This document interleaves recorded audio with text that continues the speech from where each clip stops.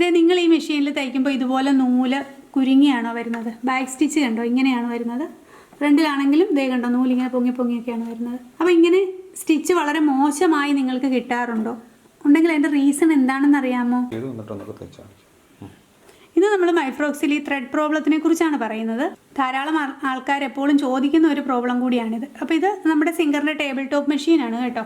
അപ്പോൾ ഏത് മെഷീൻ ആണെങ്കിലും ഇതൊക്കെ തന്നെയാണ്, ഏത് ടേബിൾ ടോപ്പ് മെഷീൻ ആണെങ്കിലും ഇതൊക്കെ തന്നെയാണ് പ്രോബ്ലംസ് വരുന്നത്. ഓക്കെ, ഒന്നാമതായിട്ട് നമുക്കിത് കട്ട് ചെയ്തെടുക്കാം. ഇപ്പം നമ്മൾ സ്റ്റിച്ച് ചെയ്യുമ്പോൾ ചിലപ്പോൾ നമ്മൾ താഴത്തെ പോർഷൻ ഇതുപോലെ വരും, മുകളിൽ നല്ല സ്റ്റിച്ച് ആയിരിക്കും. അതല്ല, മുകളിൽ ചിലപ്പോൾ കെട്ട് വീണ് വരും, താഴെ നല്ല സ്റ്റിച്ച് ആയിരിക്കും. അപ്പോൾ അത് എന്തുകൊണ്ടാണ് എന്ന് നമുക്ക് നോക്കാം.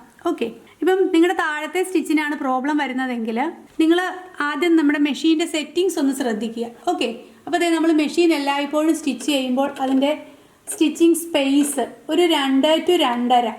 ഓക്കെ, ഈ ഒരു സ്റ്റിച്ചിങ് സ്പേസിൽ വേണം നമ്മൾ എല്ലായ്പ്പോഴും ഇടാൻ.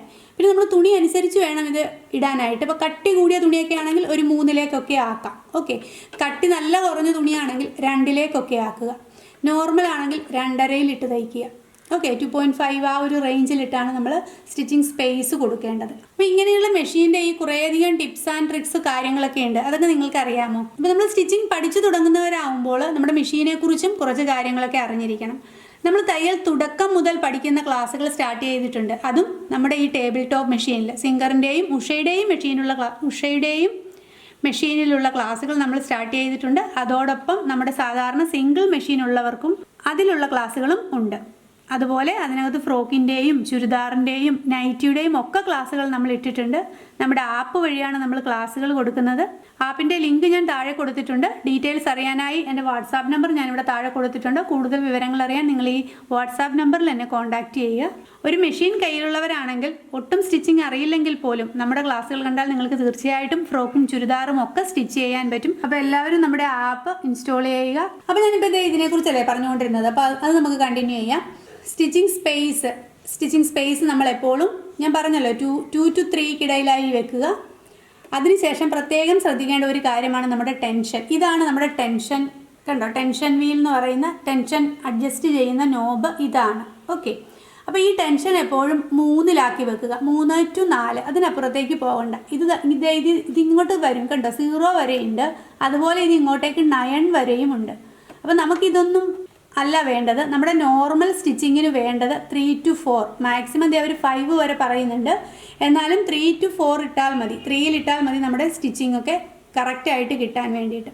അപ്പോൾ ഈ 2 കാര്യങ്ങൾ ശ്രദ്ധിച്ചാൽ നമ്മുടെ അടിയിൽ ഇങ്ങനെ ബഞ്ച് പോലെ വരുന്ന നൂല് കട്ട പിടിച്ചൊക്കെ വരുന്ന കാര്യങ്ങൾ ഒരു പരിധി വരെ നമുക്ക് കൺട്രോൾ ചെയ്യാൻ പറ്റും.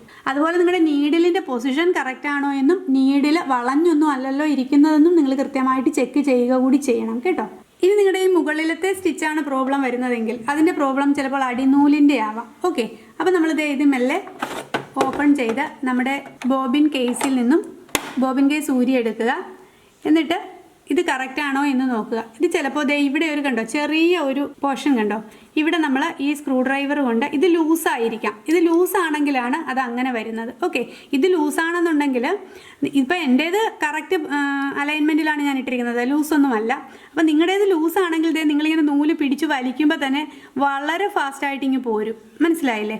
അതല്ല, ഇത് വല്ലാണ്ട് മുറുക്കമാണെങ്കിൽ ഇത് നിങ്ങൾ നല്ല കട്ടിയിൽ പിടിച്ച് വലിച്ചാലേ നൂല് വരികയുള്ളൂ. ഇപ്പം എൻ്റെ നൂല് കണ്ടോ വളരെ ഫ്ലോ ആയിട്ട് വരുന്നുണ്ട്, എന്നാൽ ഒരു ചെറിയ മുറുക്കവും ഉണ്ട് താനും. അതാണ് അതിൻ്റെ കറക്റ്റ് പൊസിഷൻ.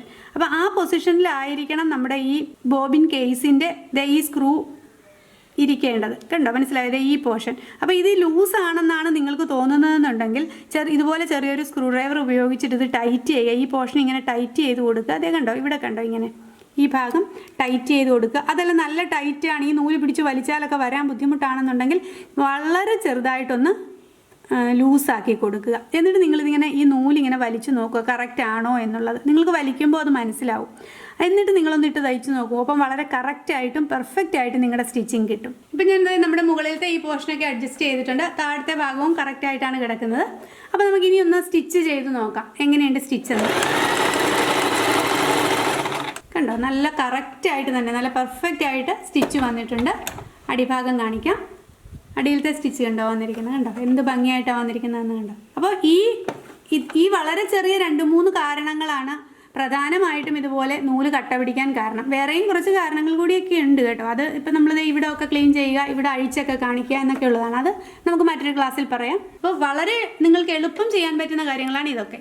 പലരും ഈ മെഷീൻ പുതിയതായിട്ട് വാങ്ങി കഴിയുമ്പോൾ ആദ്യം സ്റ്റിച്ച് ചെയ്യുമ്പോൾ നിങ്ങൾക്ക് ഇതിൻ്റെ അഡ്ജസ്റ്റ്മെൻ്റ് ഒന്നും അറിയത്തില്ല. അപ്പോൾ ആദ്യമായിട്ട് സ്റ്റിച്ച് ചെയ്യുമ്പോൾ ഇതുപോലെ നൂല് ബഞ്ചായിട്ടൊക്കെ വന്ന് കുരുങ്ങി ഇതിൻ്റെ അകത്തൊക്കെ കുറേ നൂല് കയറി ഇരുന്നിട്ട് അത് എങ്ങനെ ക്ലീൻ ചെയ്യണമെന്ന് അറിയില്ല.